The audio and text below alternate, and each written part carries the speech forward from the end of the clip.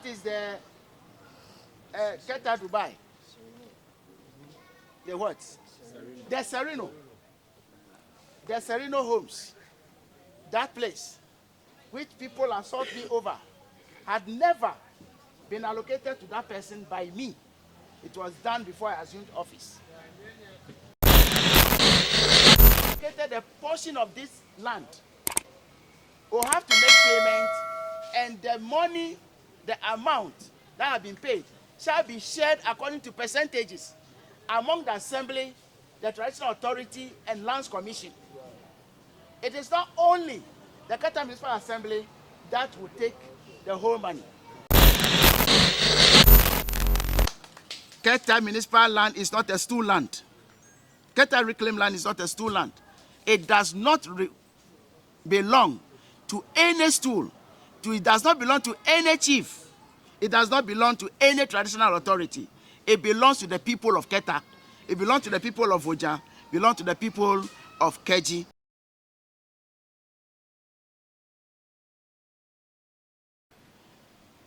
Few weeks ago, we have had some miscreants who travel from Tegbi, calling themselves they are a clan.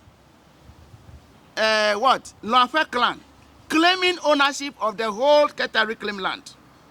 In fact, they came forward to write on walls and buildings within the Reclaim Land.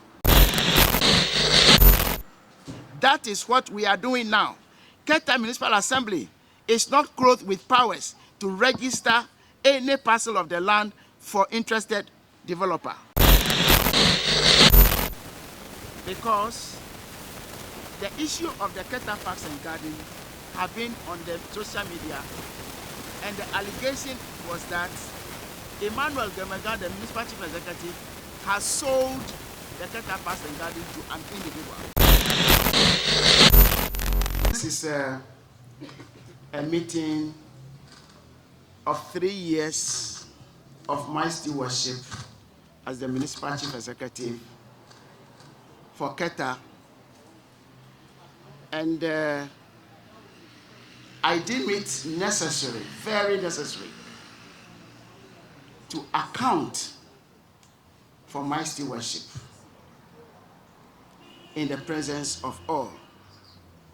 So, distinguished guests, ladies and gentlemen, of course, my wife, Madam Testimony, I would like to warmly welcome you all to the Keta Municipal Assembly and express my profound gratitude for your presence here today. This occasion presents an opportunity to share the account of my 3 years of stewardship as the municipal chief executive of this distinguished municipality. Before I delve into the details, let me first express my heartfelt gratitude to the Almighty God for granting me the strength, wisdom, resilience to serve my people with humility, dignity, and fairness.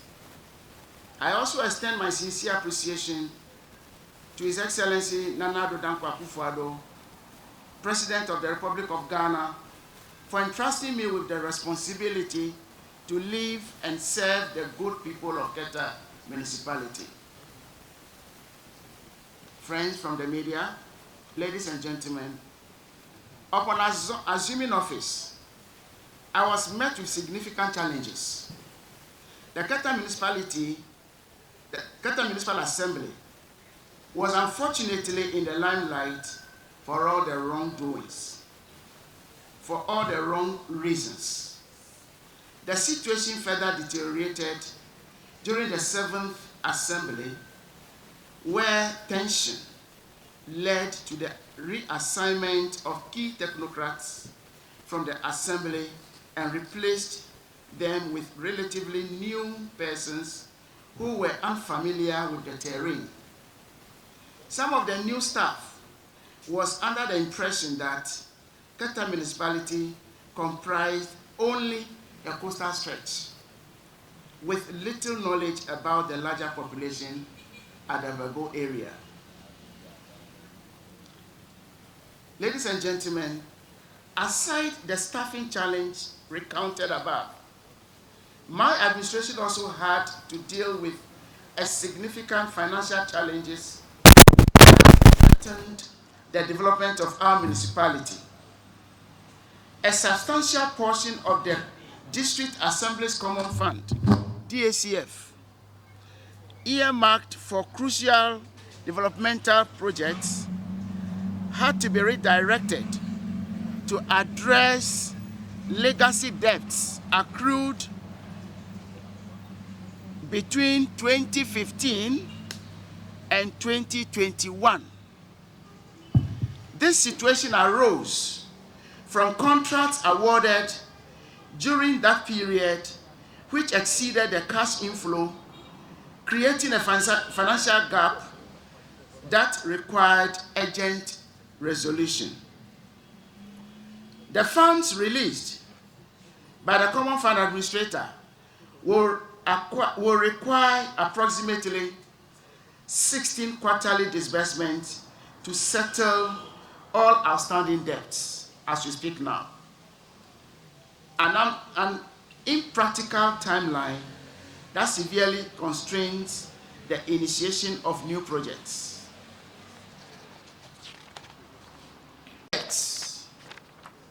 Brought in their wake risk of potential legal actions which could have jeopardized the Assembly's operations and credibility. Faced with these daunting circumstances, we made the difficult yet necessary decisions to prioritize debt repayment. This strategic move was essential to avert further legal complications, safeguard the Assembly's financial stability, and restore trust in our fiscal management.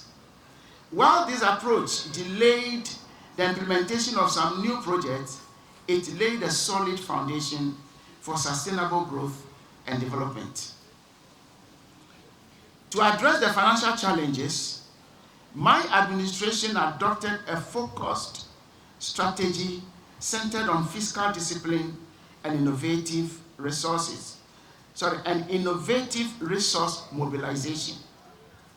By enhancing the collection of property rates, basic rates, and business operating permits, we significantly boosted our internally generated funds, IGF. This widened revenue base has not only stabilized the Assembly's finances, but also positioned it for long-term resilience. Today, I am proud to report that these measures have yielded remarkable results. Through exemplary leadership, strategic policy implementation, and fostering institutional collaboration, we have restored financial stability and safeguarded Assembly's credibility. Ladies and gentlemen, I must add that these efforts have paved the way for future administrations to concentrate on transformative developmental projects without being burdened by legacy liabilities. The strides we have made are a testament to our commitment to sustainable development and to securing a prosperous future for the municipality. Just to put on note, is that for 3 years as I've been in office, we have not been able to use the common funds that have been released to us for any new project. We've been using them to pay all the debts ranging from the year 2015 to 2021. That is worth noting. Ladies and gentlemen, on education, education is the bedrock of progress and development. And my administration has prioritized efforts to restore Keta's once celebrated reputation for educational excellence. Over the years, our schools have faced significant challenges, particularly in infrastructure and resources essential for effective teaching and learning. These issues have hindered the potential of both teachers and students. But we have risen to the challenge with a clear vision and unwavering determination. Working in partnership with the new educational director, Mr. Gerhard Avujivi, we have developed and implemented strategic initiatives to address these pressing concerns. We have begun the reverse and declining standards of education in our municipality. And I am proud to share that these initiatives have already delivered remarkable results. One of our key achievements has been providing critical furniture and infrastructure support to selected schools across the municipality. Classrooms that once lacked proper seating and desks now offer a more comfortable and dignified learning environment for our children. We have also focused on creating teacher-friendly spaces, ensuring that educators have the tools they need to deliver quality instruction. Moreover, we have launched targeted programs to strengthen academic performance, including teacher training workshops, curriculum enhancements, and support systems for underperforming schools.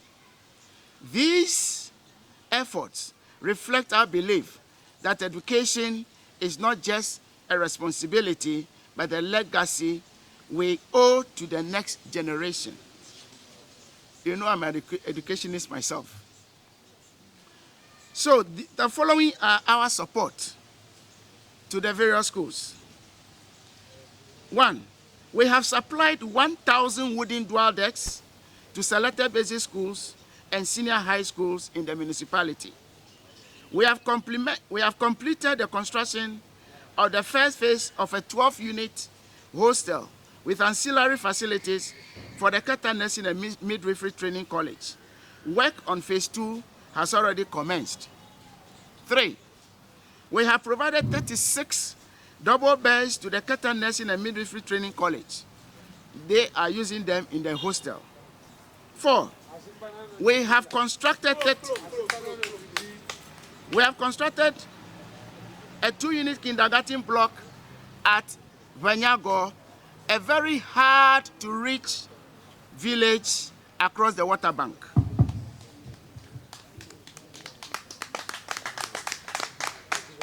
5, we have provided 400 chairs with writing pads to the Keta Nursing and Midwifery Training College. 6, we have supplied 50 benches, 10 iron boards, and 10 practical tables to the Keji Technical Institute. We have supplied 32 tables, that is long tables, and 192 chairs to some selected kindergarten schools. Through our efforts, the Ministry of Education has also supplied a total of 800 pieces of student mattresses to Keta Business School and 120 bunk beds to Keta Senior High Technical School. While I celebrate these milestones, I recognize that there is still more work to be done. I pray that my successor is committed to the building on this foundation, securing additional resources and fostering partnership to ensure every child in the Keta municipality has access to quality education and that prepares them for a brighter future. My friends from the media, let's talk about roads and infrastructure development. The importance of roads in facilitating access, conveying goods, and providing services cannot be overstated. A well-connected road network is critical for the socio-economic development of any municipality. Recognizing this, my administration prioritized the improvement of our roads infrastructure to ensure ease of transportation and accessibility for all. During my tenure, the following significant achievements were made in road development. We all know how problematic our Taya Gangbo runabout has been over the years. And I can say on authority that today, as we speak, vehicles run with even speed across that place and face no such challenges anymore. Number 2, gravelling and reshaping of the Rose Pavilion Feeder Road. Gravelling and reshaping of Glimmer Achima Road. Opening and gravelling of a total of 3 kilometers road on the Reclaim Land.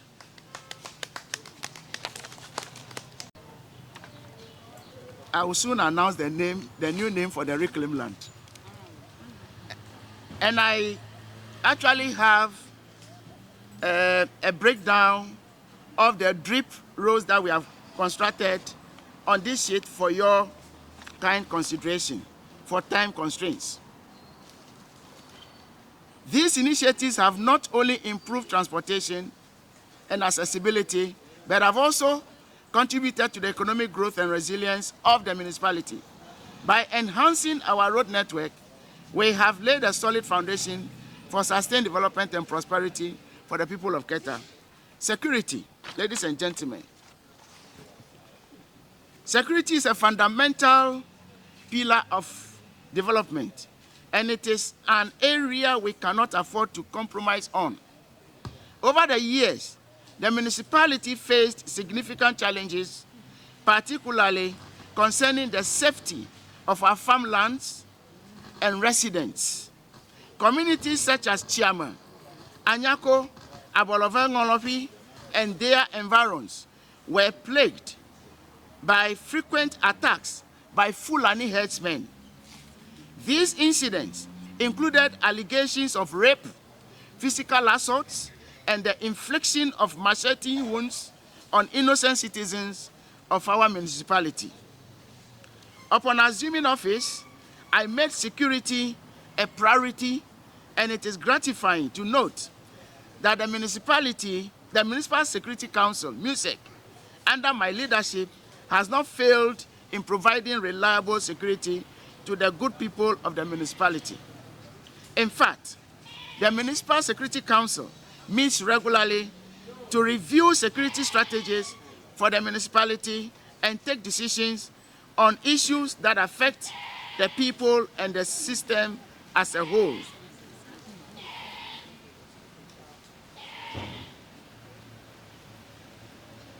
Ladies and gentlemen, on the issue of the Fulani herdsmen, I must state that when you go to Chiama, you go to Abolove-Ngolofi, you go to Saseba, and all those environs where there is this Fulani activities, the cattle ranches. Most of these ranches are owned by indigenes of these places. It is not a case that the Fulani herdsmen brought the cattle from somewhere to these places. The cattle are owned by our own people, but they hire the services of the Fulani herdsmen to cater for them. So there were threats from the indigenes when these cattle were destroying their farms. There were threats that they wanted the Fulani herdsmen to leave their areas. But we've been able to allay their fears and educated them on the issues of immigration protocols. So as we speak now, though the matter is not fully dealt with, but I can assure the whole public that the people are living peacefully with each other in those communities. Change and environmental sustainability. Keta municipality, like many coastal and low-lying areas, have been significantly impacted by the adverse effects of climate change. The area is indeed vulnerable to climate-related hazards. Research has shown that the area is highly susceptible to coastal flooding and erosion due to its low elevation and the construction of the Akosombo Hydroelectric Dam. Research findings: 1. Sea level rise. A 2.5 meter sea level rise scenario could put 3.3 kilometers square, that is 9% of coastal land area, 3.9 kilometers of roads, and 69 structures at risk as we speak now. 2. Coastal flooding. The area is prone to frequent flooding, which can damage infrastructure, disrupt economic activities, and affect the livelihood of residents. 3. Storms and erosion. The Keta municipal area is also exposed to storms and erosion, which can further exacerbate the risk associated with sea level rise and coastal flooding. Maybe these terms may be too high. These environmental challenges pose serious threats to health, livelihoods, and the overall development of our communities, especially those along the coast. Before my tenure as Municipal Chief Executive, there was no formal document addressing the specific climate challenges faced by our municipality, nor were there clear strategies in place to mitigate these effects. Additionally, there were capacity gaps in local governance as well as human rights and gender-related issues concerning environmental impacts. To address these pressing challenges, my administration established a climate change, tourism, and sports subcommittee as part of the Assembly's local governance structure, an unprecedented initiative since the inception of the Keta Municipal Assembly. Additionally, we have developed a climate change adaptation plan that focuses on building resilience infrastructure, promoting sustainable agriculture practices, and enhanced early warning system for extreme weather events. To further pursue the objective, we have entered into a strategic partnership with the city of Exweiler in Germany. This partnership has paved way for officials from both municipalities to visit each other. In September 2024, a 4-member team from the Keta Municipal Assembly attended a conference in Dresden, Germany, to conclude the long-term program of action which has been developed. This comprehensive plan emphasizes several key areas, and these are 7. 1. Climate change adaptation mitigation is a strategic plan. The next strategic plan is protection and restoration of ecosystems. The third one, sustainable ocean management and advocacy. The fourth one, renewable energy development. 5th, flood management and resilience. 6, sustainable agriculture and afforestation. And 7, community-based natural resource management. To further solidify the partnership between the Keta Municipal and the city of Exweiler, a school partnership program has been established also. This initiative aims to foster cultural exchange, academic collaboration, and shared learning between the two municipalities. I can say on authority that among the 8 municipal partnerships in Ghana, it is only Keta municipality that has established 3 different partnerships with the city of Eshwela. All the rest are still engaging in local governance partnership with the city, respective cities in Germany. Keta, apart from the local governance partnership, have also developed a climate change partnership with the city of Eshwela, as well as school partnership with some 2 schools. And in this case, we have Keta Secondary School, that is Keta Senior High Technical, and then Keta Business College. They are in the 2 schools in this partnership. As part of this program, in reciprocal efforts, schools in Eshwela have also visited Keta to observe and engage with our schools, exploring how we approach education and harness local resources to achieve academic excellence. The partnership with the city of Eshwela has not only allowed for the development of a climate action framework, but also created a platform for collaboration. Again, it facilitates the sharing of knowledge, resources, and innovative practices, ensuring that both cities can collectively build resilience and tackle all challenges head-on. Operational goals for 2030. Ladies and gentlemen, this is an operational goal that I am bequeathing to the Keta Municipal Assembly for implementation in the near future. And I encourage my next administration, the next administration that will take over from me, to follow this to the latter for the betterment for this municipality. Looking forward, for my administration has set the following operational goals to be executed by 2030 to enhance a sustainable future for the Keta municipality. Increase the production of renewable energy.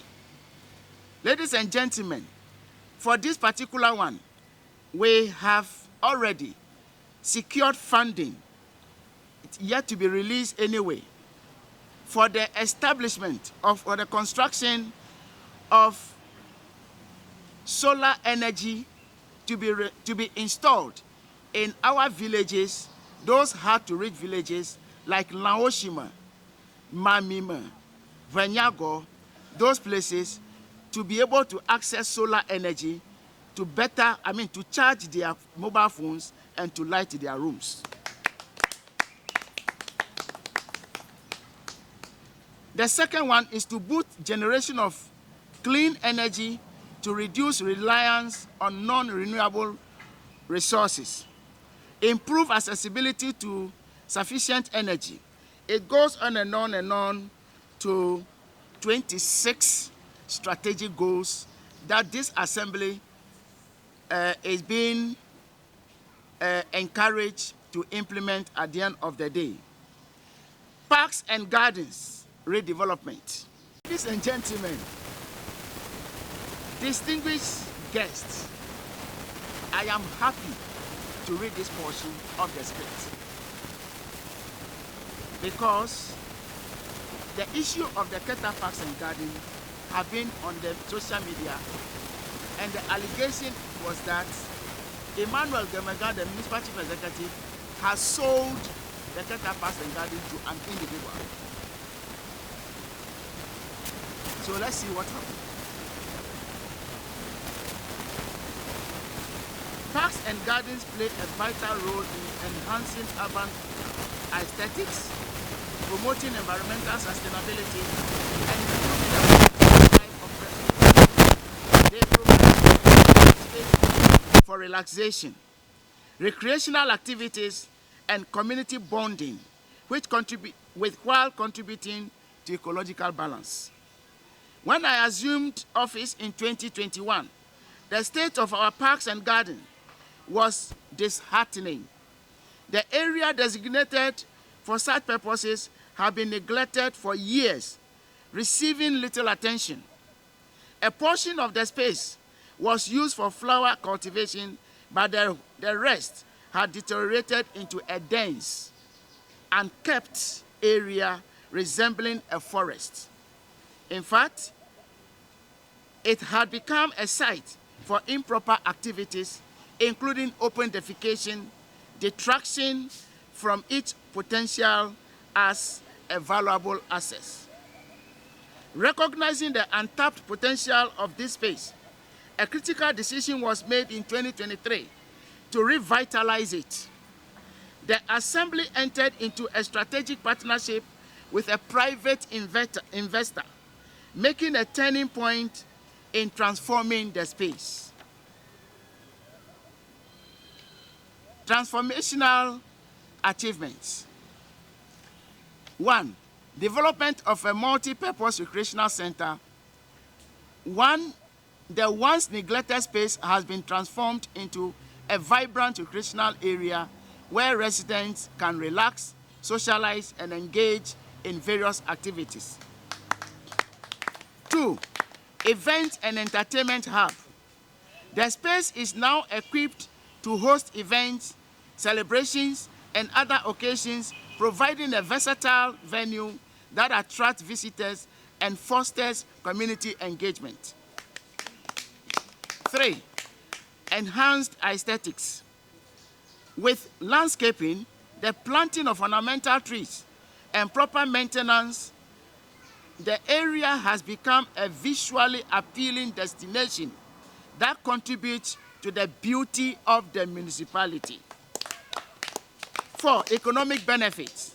The partnership agreement has not only revitalized the space, but also generated significant economic benefit for the Assembly and the municipality. Increased patronage of the facility has boosted local businesses and created jobs. Sustainable maintenance. The partnership ensures the ongoing maintenance and development of the area, preventing it from falling into neglect once again. Ladies and gentlemen, this achievement underscores the power of strategic collaboration and the importance of leveraging public-private partnership for the benefit of our people. The revamped Parks and Gardens is a testament of what can be achieved when we prioritize sustainability and community well-being. Ladies and gentlemen, the welfare of our people, particularly the most vulnerable, has also always been a top priority for my administration. Prior to my tenure as Municipal Chief Executive, there were widespread complaints regarding the mismanagement of funds intended to support persons with disability, PWDs, and the livelihood empowerment against poverty. These funds designed to alleviate poverty and enhance the lives of beneficiaries were allegedly diverted and misused, leaving the leadership of the PWDs seeking the refund of such alleged missing funds given to them. When I assumed office, I was deeply moved by the concerns of beneficiaries and their leaders. I made a firm commitment to ensure that these funds would be utilized solely for their intended purposes. Ladies and gentlemen, let me put again on record that ever since 3 years as I assumed office, my administration has never touched even 1 peso of the funds meant for the social welfare and the PWDs. I have never touched one. They are here, their leadership are here to attest to this fact. Quite recently, Some of them, I think they were aggrieved or so, wrote some strong letters, a strong letter to my office, calling my name in person, calling the municipal coordinating director's name in person, and calling the finance officer's name in person, threatening us to make a refund of their alleged missing fund when 3 of us never know anything about it. I found that very, very unfortunate, and I registered my displeasure to the leadership. As we speak now, let me put on record that the leadership have written a letter to withdraw that particular one and have apologized duly for the misconduct of the few miscreants among them. Key achievements on the part of the PWDs. 1, medical assistance. 7 individuals with disabilities were provided with medical support to improve their health and well-being. 2, educational support. A total of 33 individuals, including 20 males and 13 females, received educational assistance to further their academic pursuits. 3, income generation. Financial and material support was provided to 444 PWDs, comprising 164 males and 280 females, to help them establish income-generating ventures and achieve economic independence. 4, vocational training. Vocational skills training was offered to 214 PWDs, equipping them with the tools needed to secure livelihoods. And 5, capacity building. Capacity building programs were conducted to 57 individuals to enhance their skills and integrate them into the labor market effectively. Child protection initiatives. Members of the community child protection committees in Keji, Anglo Afiadenigba, Voja, and Keta were trained in child rights and conflict resolution, empowering them to advocate the protection of children in their communities. This training, supported by the Ghana Fisheries Recovery Activity, GIFRA, also included paralegal literacy on family laws, conducted in collaboration with FIDA Ghana. Expansion of LEAP program, that is 8. The Livelihood Empowerment Against Poverty program, first introduced under the previous NPP administration, was significantly expanded during my tenure. It now supports 714 households across 35 communities within the municipality, providing essential financial assistance for the most vulnerable. The details are here, ladies and gentlemen, but let me also summarize by pointing out that a total of 123,729.44 Ghana cedis have been disbursed so far in this regard. And that is the 2024 year batch alone. 2022 is different, 2023 is different. Ladies and gentlemen, the strides made in social welfare under my leadership have positively transformed the lives of countless individuals and families in the municipality. These achievements, am I lying? These achievements reflect my unwavering commitment to the principles of equity, inclusion, and sustainable development. I believe the progress we have made lays a strong foundation for the future interventions that will further uplift the lives of the people of PWD. Help is here. For the sake of time, I will give you the script, but I think it's a very long thing, and let me prioritize just one or two to conclude. The Almighty Reclaim Land.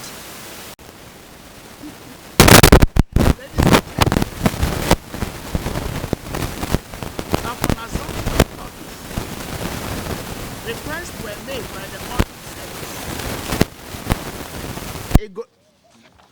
IOCO, SHRAJ, and other related institutions for a list of individuals and processes involved in land allocations within the municipality. Unfortunately, this information was unavailable as the previous administrations had not documented any such transactions in the assembly. In fact, when I assumed office and we searched, we did not find a single document regarding the allocations on the Keta Reclaim Land that were distributed, allocated to interested persons. This lack of records posed significant challenges, prompting the need for extensive consultations. It became evident that the Lands Commission, traditional authorities, and Assembly needed to collaborate to address the issue.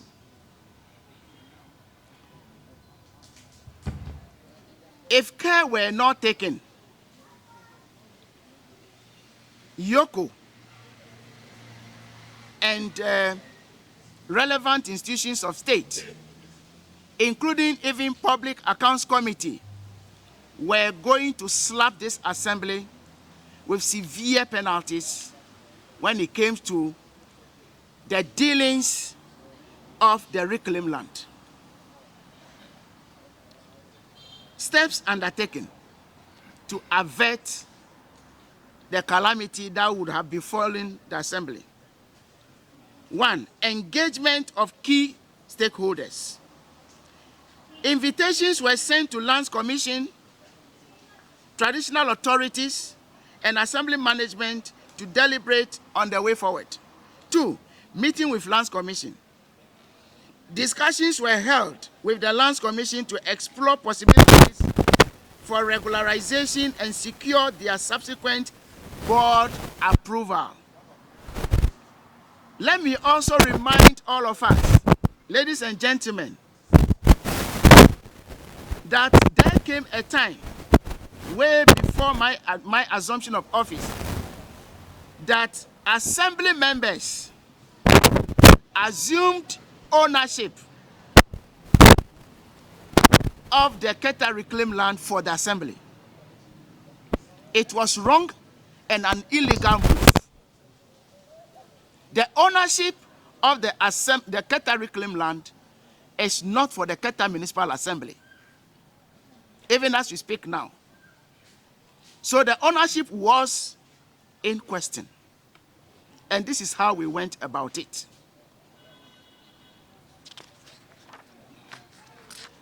Public announcements. General public announcements were made via radio to gather public support and solicit information about prior engagements concerning the land. Confirmation of planning activities. Planning activities were confirmed through consultations with the Lands Commission and other key stakeholders. Let me explain this portion. The Keta Reclaim Land prior to my assumption of office was not planned. There was no layout.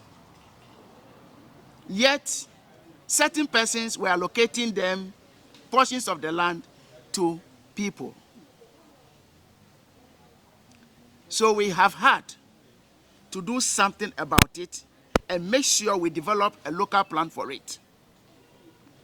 The Keta Reclaim Land stretches from the Keta Central Stretch through Ajido, Voja, and Keji. The Survey and Mapping Division of the Lands Commission prepared a cadastral plan for the area. This is a matter of law. A draft local plan was prepared by the technical subcommittee and subsequently reviewed during a statutory planning meeting to incorporate feedback and suggested changes. A second consultation meeting was convened to discuss the revised plan and gather further inputs on recommendations for adjustments. Corrections were made to the local plan, draft local plan, and further discussions were held during SPC meetings to secure final approval. SPC means Special Planning Committee. Presentation to the General Assembly. The finalized local plan was presented and displayed during a General Assembly meeting for endorsement, which was endorsed by the Keta Municipal Assembly. And there are records to justify all this. Now, road opening and regularization. Opened and affected plots were regularized to align with the approved plan. Ladies and gentlemen, through this collaborative approach involving key stakeholders, the regularization of land on Keta Reclaimed Land has ensured equitable ownership, approved land management, and enhanced revenue generation for the municipal assembly. Ladies and gentlemen, what is the way forward for the reclaimed land? As we speak now, who does what? A tripartite arrangement has been reached among the Keta Municipal Assembly, the traditional authorities of the areas where the lands are located, and the Lands Commission representing the relevant Ministry of State. In that arrangement, it was agreed upon that government, having reclaimed the land for the people of Keta,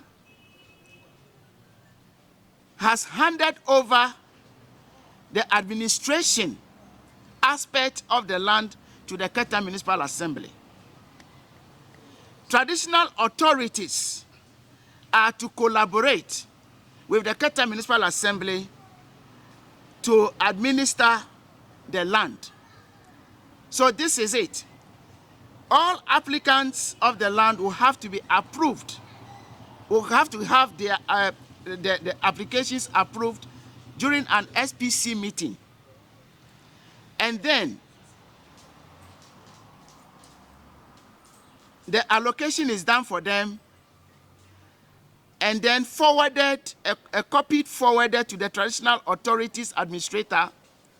The traditional authorities administrator will attach a letter of consent to it, and then such two documents will have to be forwarded to the Lands Commission for the registration process to begin. That is what we are doing now. Keta Municipal Assembly is not clothed with powers to register any parcel of the land for interested developer. The traditional authority cannot register. It is the sole mandate of Lands Commission to register the land for the developers. Again, few weeks ago, we have had some miscreants who travel from Tegbi, calling themselves they are a clan. Longfe clan, claiming ownership of the whole Keta Reclaim Land. In fact, they came forward to write on walls and buildings within the reclaimed land, claiming ownership. I call that provocative. So we have done the needful, and Keta Municipal Assembly and its MUSEC are patiently waiting for them to come back to continue what they are doing. We shall meet them with equal force.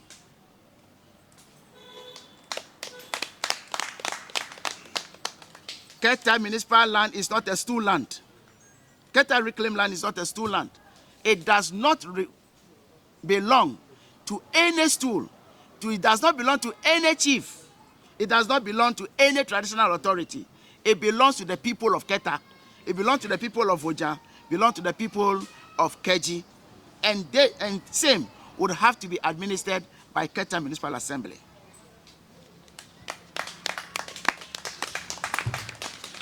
On all such persons who are ignorantly blowing out my personal name as having sold Keta Reclaim Land and pocketed the money should to be well informed.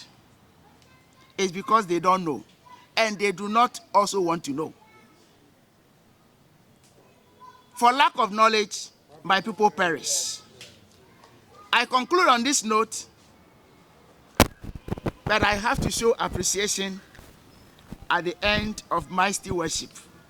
Almost, ladies and gentlemen, before I conclude, I would like to express my heartfelt appreciation to the following for their support throughout these 3 years. My family, of course, is first, especially my lovely wife. Madam Mrs. Testimony Vavagbe Agbetum Gemegah. She had been behind me strongly. She also received, hears the insults. She sometimes cries on my lap. She sobs day and night and prays to God to forgive those who are my assailants. And I hope she being dressed in white clothing signifies that she is at peace now.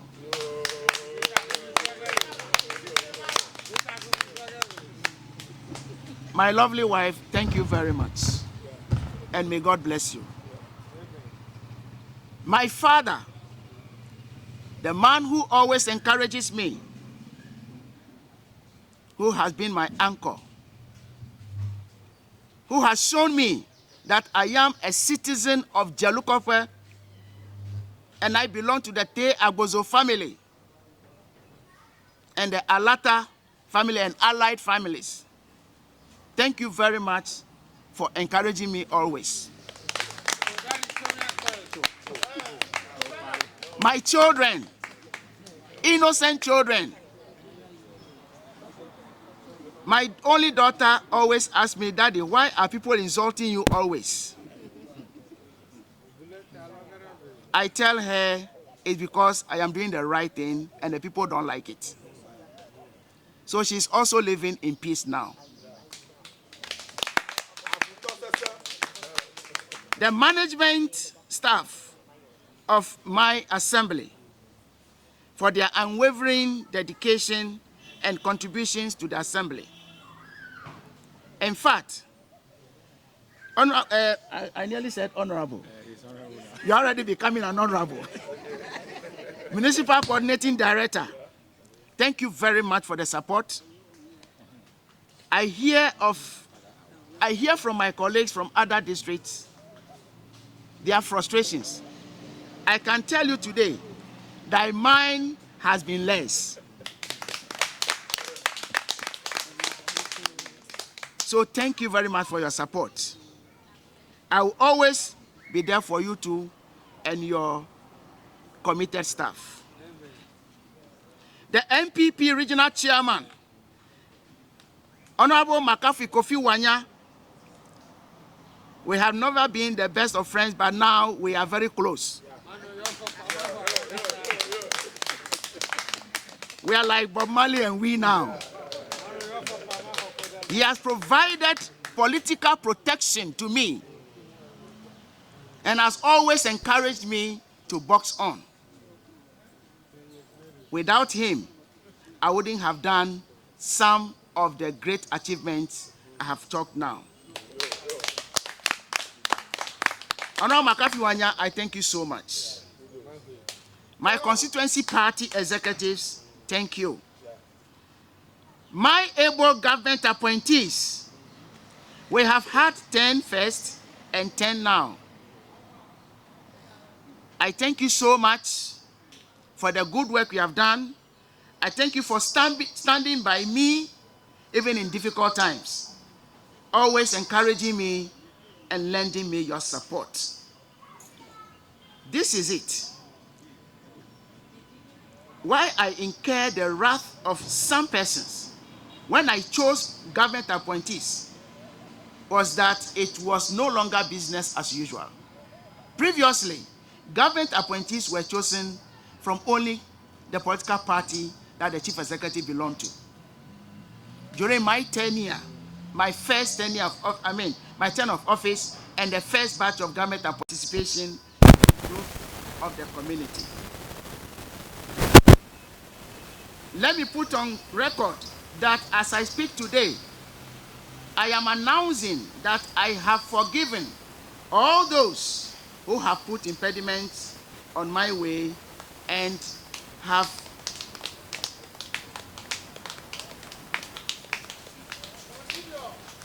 should I continue? Assaulted me day in, day out. I understand that it is part of the game. And as a politician, I hold no grudge against them.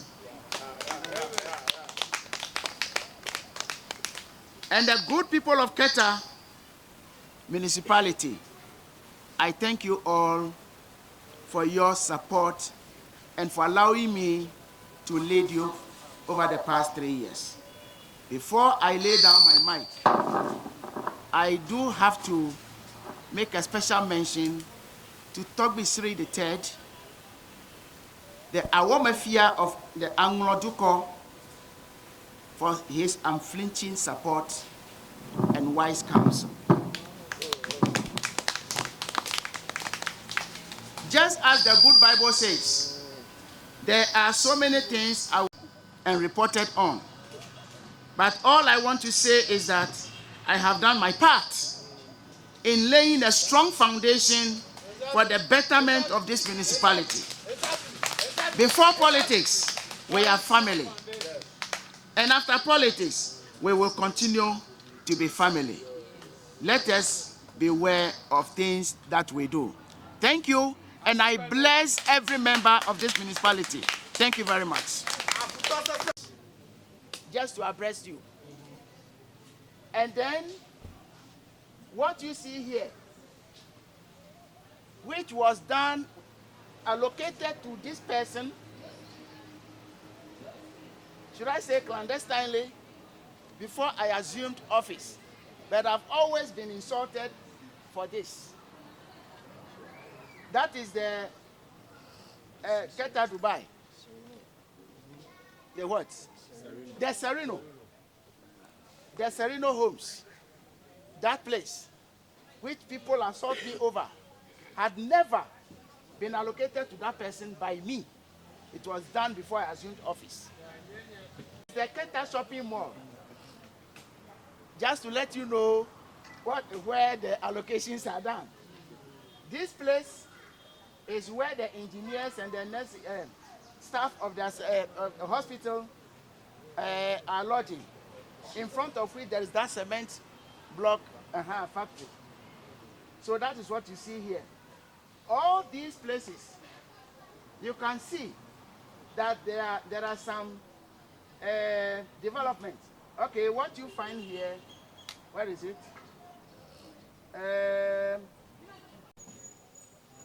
Because they cannot be punished for the wrongs that officials who should know better have done. They were unaware of the laws. So we couldn't take it away from them. We are only regularizing it for them.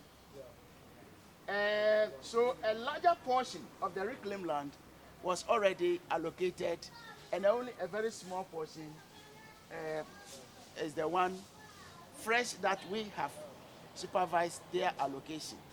And there was no single occasion where the chief executive, in my very person, will go on that portion of land and allocate it, because I wouldn't know which boundary. Let me also take this opportunity to explain why we did not work with private surveyors in picking the site plan. Here is the parcels, the portion of this land will have to make payment, and the money, the amount that have been paid shall be shared according to percentages among the assembly, the traditional authority, and lands commission. It is not only the Keta Municipal Assembly that will take the whole money. In fact, this is public knowledge. The traditional authorities for the development of the community are taking 40% of the proceed. Keta Municipal Assembly is taking 35%, and Lands Commission is taking 25%.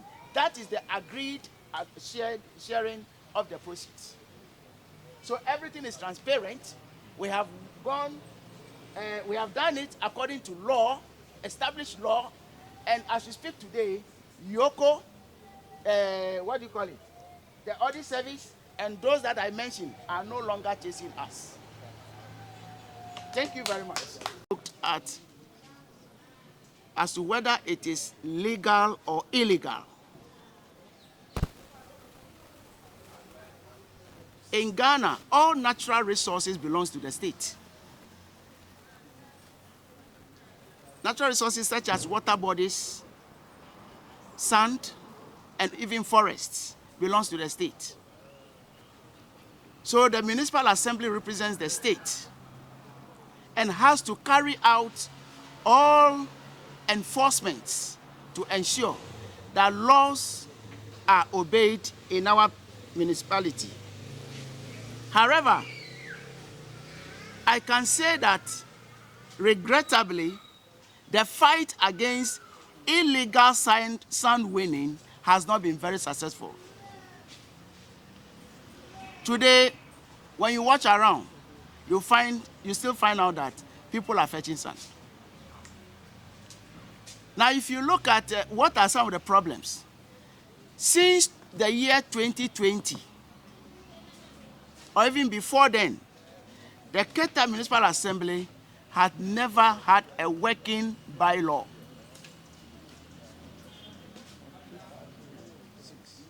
In implementing some of these things, you must have a bylaw. So even if the police impounds and arrests culprits, it is your bylaw that they will use to either fine or prosecute the people. This assembly has never had a bylaw, and they have been grappling over a new one until I assumed office. But I can say with gratitude that as we speak, the next bylaw that was my wish that by now was gazetted is almost gazetted. It did not start today, and I'm sure you are aware that it predates even the age of your own parent. Our people will tell you that even since 1919, it's an interaction between the lagoon rice and the sea rice. They alternate year in, year out. So Keta is a low-lying area. Research has shown that yearly, every year, Keta sinks, I think, is it 20 inches or so? I'll cross-check on that one. That is what was befalling the people of Keta until President Kufuor had to fight against all odds and give us what do you call it? The sea defense that we see today, as well as the Reclaim Land government. It's not either an achievement or a non-achievement. Pre-mixed fuel or pre-mixed activities are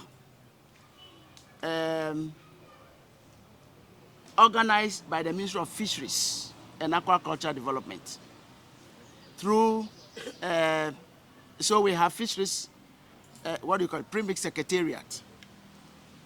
The assembly can only collaborate with the pre-mix secretariats to ensure that pre-mix is served our people. We do not control whether premix comes in or not. In fact, every landing beach has a committee that is totally mandated to utilize premix for the fisher folk and also utilize the proceeds from the premix for community development. The assembly has no hand except that for authorization, the municipal chief executive will need to authorize any such request for the use of the premix fund. That is all that I have oversight responsibility to. Other than that, the chief fisherman serves as the chairman of the premix landing beach committee. Thank you very much. Banto, are they bringing it? Banto in here, the parcel allocated to the Anglo traditional Anglo Ducal Council. Let me announce to you that the over 3-acre land allocated to the Anglo Ducal Council is still intact. Nothing has happened to it. And we have put in place structures that no one can touch that land. Take it from me. The second one is the sports complex. Is that not it? Yes. It is also intact. No part of it has been touched.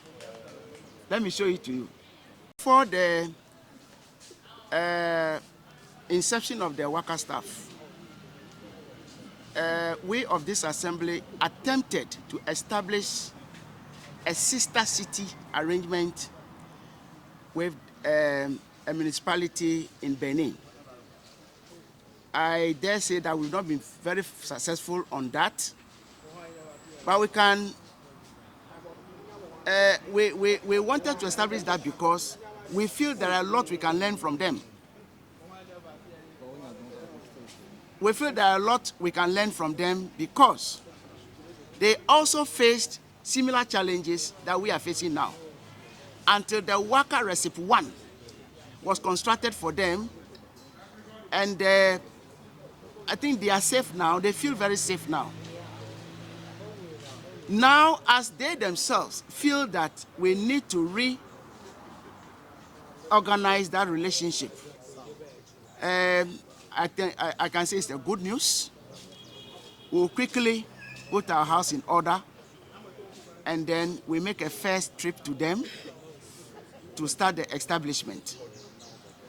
However, for the inception of this worker recipe 2, we feel strongly that Ghana, represented by Keta Municipal Assembly, Ketu South Municipal Assembly, and the Anglogan District, or Anglogan Municipal, 3 of us will need to hurry